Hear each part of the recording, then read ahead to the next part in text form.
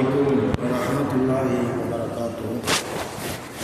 நஹ்மதுல்லாஹல் அலீம் வ நஸல்லி அலா ரசூலிஹில் கரீம். அம்மா பாத்.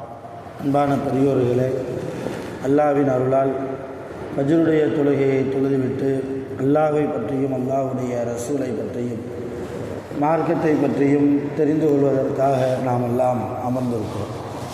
ரப்பு சுப்ஹானஹு வ தஆலா நம்முடைய எல்லா அமல்களையும் பரிபூர்ணமாக கபூல் செய்வானாக. ஆமீன். கயிறு பரக்கத்துகள் நிறைந்த நாளாக கெட்ட முடிவுகளை விட்டும் முசீபத்துகளை விட்டும் உலகத்தின் ஆபத்துகள் அல்லாஹ்வின் படைப்புகளின் தீங்குகளை விட்டும் முழுமையாக பாதுகாப்பு பெற்ற நாளாக அல்லாஹ் இந்த நாளை நமக்கு அமைத்து தருவானாக. சங்கையான பெரியோர்களே, அல்லாஹ் ஜல்லஷானஹு வ தஆலா மனிதர்களிடத்தில் சில பண்பை எதிர்பார்க்கிறார். அதில் மிக முக்கியமான ஒரு பண்பு, நன்றி விசுவாசத்தோடு மனிதர்கள் அவர்களுக்குள்ளே வாழ்ந்து கொள்வது. ஒரு மனிதர் இக்கட்டான சூழல் இருக்கிற போது இன்னொருவர் அவருக்கு உதவினார் என்றால் அந்த உதவி செய்யப்பட்டவர் ஒருபோதும் என்ன செய்யக்கூடாது, மறந்துவிடக்கூடாது என்கிற வாழ்க்கையை அல்லாஹ் வாழச் சொல்கிறார். நீங்கள் உதவி செய்தால் மறந்து விடுங்கள். அதையும் நபி ஸல்லல்லாஹு அலைஹி வஸல்லம் அவர்கள் கூறுகிறார்கள்.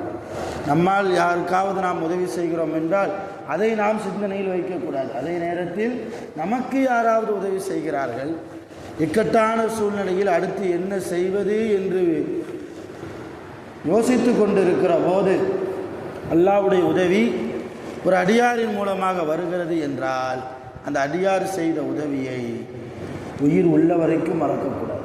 இதுதான் சரியான மூமினுடைய பண்பு என்று நபி ஸல்லல்லாஹு அலைஹி வஸல்லம் அவர்கள் தங்கள் வாழ்க்கையின் மூலமாக நமக்கு படிப்பனையாக கூறுகிறார்கள். இன்றைக்கி நேர் ஆப்போசிட். நேற்று நான் சொன்னது போல, நேற்று சுபு பயானில் நான் சொன்னது போல, அடுத்தவர் நமக்கு செய்த உதவியை நாம் மறந்து விடுகிறோம். நாம் யாருக்காவது உதவி செய்தால் அவர் மொத்தா போகிற வரைக்கும் நம்ம சொல்லி காட்டிக்கிட்டே இருக்கிறோம். இன்னும் சொல்லப்போனால் அவர் ஜனாசாவில் உட்கார்ந்து கூட நாம் சொல்கிறார்கள்.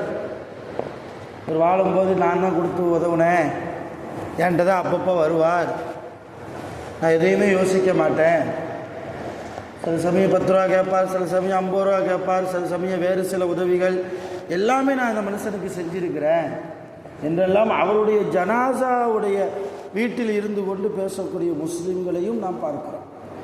இப்போ இதுவெல்லாம் அல்லாஹ்வுக்கு பிடிக்காத குணங்கள். நாம் நம்மிடத்தில் இந்த குணம் இருந்தால் மாற்றிக்கொள்ள வேண்டும். துல்ஹஜ் மாதம் சையதுனா இப்ராஹிம் அலைஹிஸ்ஸலாம் அவர்களை அதிகமாக நினைவுபடுத்தக்கூடிய மாதம். இப்ராஹிம் நபி மிகப்பெரிய நன்றியாளர், அல்லாஹ்வுக்கு முன்னால் மிகப்பெரிய நன்றியாளர், ஷாக்கிரீனாக அல்லாஹ்வுக்கு நன்றி செலுத்தக்கூடிய, அதே நேரத்தில் தனக்கு யாராவது உதவி செய்தால் அவர்களுக்கும் நன்றி செலுத்தக்கூடிய ஒரு பண்பு சையதுனா இப்ராஹிம் அலைஹிஸ்ஸலாம் அவரிடத்தில் இருந்தது. இப்போ அவர்களை பற்றி அதிகமாக நினைவு கூறக்கூடிய இந்த துல்ஹஜ் மாதத்தில் இப்ராஹிம் நபியினுடைய, நமது நபிகள் நாயகம் ஸல்லல்லாஹு அலைஹி வஸல்லம் அவர்களுடைய இந்த உயர்ந்த பண்பை நமக்குள்ளே நாம் எடுத்துக்கொள்ள வேண்டும். பத்ர் போர்க்களத்தில் ஒரு சஹாபி ஒரு எதிரியை சந்திக்கிறார். மக்காவாசி எதிரி. 313 பேர் முஸ்லிம்கள், 1000 பேர் எதிரிகள். 1000 பேர் எதிரிகள். ஒரு சஹாபி ஒரு காஃபிரை சந்திக்கிறார் போர்க்களத்தில். அவர் நினைத்தால், அந்த சஹாபி நினைத்தால் அந்த எதிரியை எது வேண்டுமானாலும் செய்யலாம். அவர் சட்டையை பிடிச்சி அந்த சஹாபி கேட்டார், ஹல் அன்த அபூபக்கர், நீங்கள் தான் அபூபக்கரான்னு கேட்டாங்க அந்த சஹாபி. நீங்கள் தான் அபூபக்கரா? அபூபக்கர்னா ரசூலுல்லாஹ்வுடைய நண்பர் அபூபக்கர் சித்திக்ர் இல்லை, அவங்க இல்லை, இது வேறு அபூபக்கர், மக்காவிலே வாழக்கூடிய இன்னொரு அபூபக்கர். இப்போ ஹல் அன்த அபூபக்கர், நீங்கள் அபூபக்கரா அப்படின்னு கேட்டாங்க சஹாபி. இப்போ அவர் சொன்னார், ஆமாம் நான் அபூபக்கர் தான். அப்படியா? கேட்ட மாத்திரத்திலேயே அந்த சஹாபி அந்த அபூபக்கர் என்கிற இறை மறுப்பாளருடைய சட்டையை விட்டுட்டாங்க, பேருங்கன்ட்டாங்க. நான் எதுவும் செய்ய மாட்டேன், போயிருங்க. போர் முடிஞ்சதுக்கு பின்னால் இவருக்கு இது உறுத்தலாகவே இருக்குது. யாருக்குன்னு அபூபக்கருக்கு ஒரு உறுத்தல். அவர் நினச்சிருந்தா நம்மளை தலையை வெட்டியிருக்கலாம், அல்லது கை காலை எடுத்திருக்கலாம், அல்லது சில காயங்களை தந்திருக்கலாம், எது வேண்டுமா, அல்லது சிறை பிடித்திருக்கலாம், எதுனாலும் செஞ்சுருக்கலாமே. பேரை கேட்டாங்க, ஆமாம் நான் தான் அபூபக்கர்னு சொன்ன உடனேயே பிடித்திருந்த சட்டையை விட்டுட்டு உங்களை நான் எதுவும் செய்ய மாட்டேன் போயிருன்னு சொல்கிறாங்களே, இதுக்கு காரணம் தெரியணும்னு சொல்லி இந்த சஹாபியை தேடி அந்த அபூபக்கர் வர்றார். ஏன் அப்படி செஞ்சீங்கன்னு கேட்குறாரு. அப்போ இந்த சஹாபி சொன்னாங்க, இந்த சஹாபி பேர் சரியாக ஞாபகத்தில் இல்லை. இந்த சஹாபி சொன்னாங்க, ஒன்றுமில்லை, எங்கள் நபி ஸல்லல்லாஹு அலைஹி வஸல்லம் நாளை காலை பத்ர் போர் என்றால் இன்று இரவு எங்களிடத்தில் சில உபதேசம் செய்தார்கள். அதில் மிக முக்கியமான உபதேசங்களில் உங்களை பற்றியும் ரசூலுல்லாஹ் சொன்னார்கள். என்னை பற்றியா? இத்தனைக்கும் அபூபக்கர் என்கிற அந்த இறை மறுப்பாளர் ரசூலுல்லாஹ்வுக்கு, மார்க்கத்துக்கும், இஸ்லாமிய மார்க்கத்துக்கு எதிரி. அதனால தான் அவர் போருக்கே வந்திருக்கிறார், முஸ்லீம்களை வெட்டணும் கொல்லணும் என்பதற்காக. இப்போ என்னையை பற்றி உங்கள் நபி என்ன சொன்னாங்க, உங்கள் தலைவர் என்ன சொன்னாங்க?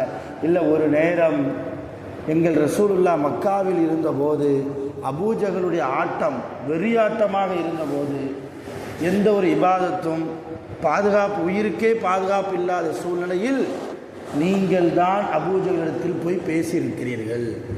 என்ன பேசுனீங்க? ஏன் முஹம்மதை இந்த பாடுபடுத்துறீங்க? அவர் பசாட்டில் அவர் இபாதத்தை செய்யட்டுமே, அவர் மார்க்கம் அவருக்குன்னு போயிருட்டுமே, ஏன் அவரை போய் நம்ம தொல்லைப்படுத்தணும்? ஏன் அவரை கொல்லணும்னு நிற்கிறீங்களே, என்ன காரணம்? அவர் உங்கள் குடும்பம் தானே, உங்கள் உறவுக்காரர் தானே, ஏன் அவரை விட்டுறக்கூடாதா? அவர் மேலே ஏன் உங்களுக்கு இவ்வளவு வன்மம் கோபம் என்றெல்லாம் எங்கள் நபிக்கு ஆதரவாக, உங்களுக்கு பிடிக்காட்டாலும் கூட ஒரு ஆதரவாக அபூஜகளிடத்தில், அபூ லஹபிடத்தில், மக்காவினுடைய முக்கியமான நாட்டாமை இடத்தில் நீங்கள் பேசியிருந்தீர்கள். அந்த பேசிய நன்றி கடனுக்காகத்தான் ரசூலுல்லாஹ் சொன்னார்கள், நாளை போரில் அந்த அபூபக்கர் கலந்து கொண்டால் அவரை யாரும் எதுவும் செய்யாதீங்க. உங்கள் கையில் அவர் மாட்டினார், அவளை யாரும் செய்யாதீங்க, அடிக்காதீங்க, தொந்தரவுப்படுத்தாதீங்க, அவர் மனம் காயப்படும்படியான அளவுக்கு நீங்கள் நடக்காதீங்க, அவர் விட்டுருங்கன்னாங்க ரசூலுல்லாஹி ஸல்லல்லாஹு அலைஹி வஸல்லம். எவ்வளோ உயர்ந்த குணம்! போருங்கிறது நீயா நானா போட்டு பார்க்குற இடம் இல்லையா? நான் ஆண்மகனா நீ ஆண்மகனா போட்டு பார்க்குற இடம் அது போர் என்பது. அந்த இடத்திலும் கூட நபி ஸல்லல்லாஹு அலைஹி வஸல்லம் என்னை குறித்து சிபாரிசுக்காக பேசியிருக்கிறார்கள் இந்த அபூபக்கர். அதனால் அவரை என்ன செய்ய வேண்டாம், நீங்கள் கொன்று விட வேண்டாம், உங்கள் கையில் மாட்டினால் அவரை காயப்படுத்தி விட வேண்டாம் என்று ரசூலுல்லாஹ் ஒரு அபூபக்கருக்கு, எந்த அபூபக்கர், காஃபிராக இருக்கக்கூடிய அபூபக்கருக்கே நன்றி விசுவாசத்தோடு இருந்தார்கள் என்றால், அருமையான பெருமக்களே, அந்த ரசூலுடைய உம்மத்தில் இருக்கக்கூடிய நாம் நமக்குள்ளே எவ்வளவோ உதவியை நாம் அடுத்தவர் மூலமாக பெறுகிறோம். எவ்வளவு தூரம் நாம் நன்றி விசுவாசத்தோடு இருக்க வேண்டும், கொஞ்சம் யோசித்து பாருங்கள். மிக கண்ணியமான ஒரு மாதத்தில் நம்மை நாம் செம்மைப்படுத்த வேண்டும். அல்லாஹ் விரும்புகிற அழகான வாழ்க்கை. அல்லாஹ் யாரையுமே கஷ்டப்படுத்த நாட மாட்டான். அல்லாஹ்வுக்கு நம்மளை கஷ்டப்படுத்தினா அவனுக்கு ஏதாவது சந்தோஷமா? எதுவுமே இல்லை. இருந்தாலும் வாழ்க்கையில் சில சோதனைகளும் வேதனைகளும் வருகிறது என்றால் அதற்கு காரணமே நாம் தான். நாம் செய்கிற தவறினால்தான் அல்லாஹ் நம்மை சோதிக்கிறான். பாடம் படிப்பதற்காக, படிப்பினை பெறுவதற்காக. எவ்வளவு பெரிய செல்வந்தராக இருந்தாலும் ஒரு நேரத்தில் அவருக்கு இக்கட்டான சூழ்நிலையை கொடுத்து அடுத்தவரின் மூலமாக ஒரு உதவியை செய்ய வைக்கிறான் அல்லாஹ். காரணம், இவர் அவருக்கு நன்றி உள்ளவராக இருக்கிறாரா? இது ஒரு பக்கம். அடியார்களுக்குள்ளே நாம் நன்றி விசுவாசத்தோடு நடக்க வேண்டும், மனிதர்களுக்குள்ளே. இது ஒரு பக்கம் இருக்கும்போது, இன்னொரு பக்கம் படைத்த ரப்புல் ஆலமீனுக்கு நாம் நன்றி உள்ளவராக இருக்கணும். அல்லாஹ் என்ன கொடுக்கல நமக்கு? எல்லாத்தையும் கொடுத்துருக்காங்க, அல்ஹம்துலில்லாஹ். எல்லாம் நம்ம கேட்கிறத விட அதிகமாகவே தருகிறான். சில சமயத்தில் கேட்காமலேயே தருகிறான் இல்லையா? அலா யஅலமு மன் ஹலக், அல்லாஹ் குர்ஆனில் சொல்கிறான், என் படைப்புகளை பற்றி எனக்கு தெரியாதான்னு கேட்குறான். நான் படைத்தேன், உங்களை பற்றி எனக்கு தெரியாதா? உனக்கு என்ன தேவை, எப்போ கொடுக்கணும், எவ்வளவு கொடுக்கணும், எதை கொடுக்கணும், எல்லாம் எனக்கு தெரியும். கொடுக்கும்போது நான் தருவேன், அது வரைக்கும் அமைதியாக இரு, அல்லாஹ் சொல்வது. இப்போ அல்லாஹ்வுடைய விஷயத்திலேயே நாம் நன்றி உள்ளவர்களாக இருக்க வேண்டும். அல்லாஹ் பார்வைகளை கொடுத்திருக்கிறான், பேசக்கூடிய ஆற்றல், கேட்கக்கூடிய ஆற்றல், உடலுக்குள்ளே எவ்வளவோ கருவிகளை அல்லாஹ் வைத்திருக்கிறான், உறுப்புகளை வைத்திருக்கிறான். கண்ணுக்கு தெரியாத அளவுக்கு உள்ளைகள் வேலைகள் நடந்து கொண்டே இருக்கிறது உடம்புக்குள்ளே. எல்லாமே அல்லாஹ்வுடைய நிஅமத், அல்லாஹ்வுடைய அருள். அந்த அருளை அனுபவிக்கிற நாம் அல்லாஹ்வுக்கு நன்றி விசுவாசம் உடையவர்களாக. அல்லாஹ்வுக்கு எப்படி நன்றி செலுத்துறது? தொழுதா மட்டும் போதுமா? தொழுகையிலேயே வீட்டம்மா அதை கேட்டாலே இதை கேட்டாலே, காசு வேறு இல்லையே, பல சிந்தனை. தக்பீர் கட்டினதுக்கு பின்னாலே பல சிந்தனை. நம்முடைய தொழுகையே கூடுமா, அல்லாஹ் கபூல் செய்வானா, அல்லாஹ்வுக்கு தான் வெளிச்சம். இருந்தாலும் ஒரு நம்பிக்கை, அல்லாஹ் கைவிட மாட்டான். நாம் செய்கிற இபாதத்தை அல்லாஹ் கைவிட மாட்டான். முழுமையான நன்மையை தருவாங்க நம்பிக்கையோடு நம்ம கடந்து போகிறோம். அப்போ தொழுதா மட்டும் அல்லாஹ்வுக்கு நன்றி உள்ளவனாக மாறிட முடியுமா? ஒருபோதும் முடியாது, ஒருபோதும் முடியாது. அப்படி தொழுகிறதா இருந்தால் விடிய விடிய தொழணும். நான் ஆயிஷா அம்மாவுடைய வீட்டில் ரசூலுல்லாஹ் கால் வீங்க தொழுதாங்க இல்லையா?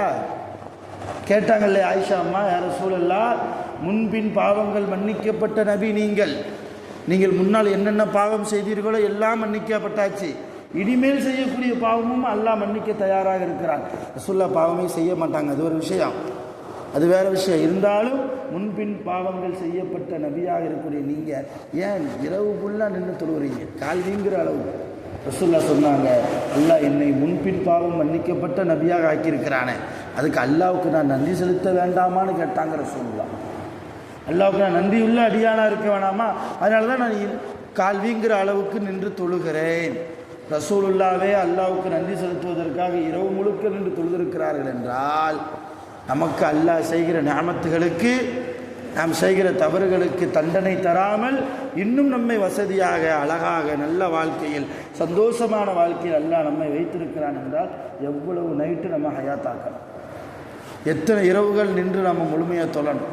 இப்போ தொழுகையின் மூலமாக மட்டும் என்ன செய்ய முடியாது, அல்லாஹ்வுக்கு நன்றியுள்ள அடியானாக நம்மால் மாற முடியாது. தொழுகையை தாண்டி நிறைய இபாதத்துகள் இருக்கிறது. குறிப்பாக நல்ல குணம், அழகான குணம், மன்னிக்கும் தன்மை, விட்டு கொடுக்கும் தன்மை, பெருமை பேசாத தன்மை, தற்பெருமை அடிக்காத ஒரு வாழ்க்கை. மனித உடம்புக்குள்ளே என்ன இருக்குது? இந்த வயிற்றுக்குள்ளே போனால் எல்லாம் நஜீஸ் இல்லையா? சாப்பிட்ட சாப்பாடு எல்லாமே நஜீஸை சுமந்து போகிற இந்த உடம்பு எதற்கு பெருமை? ஏன் வரட்டு பிடிவாதம்? எதற்காக வீண் கௌரவம்?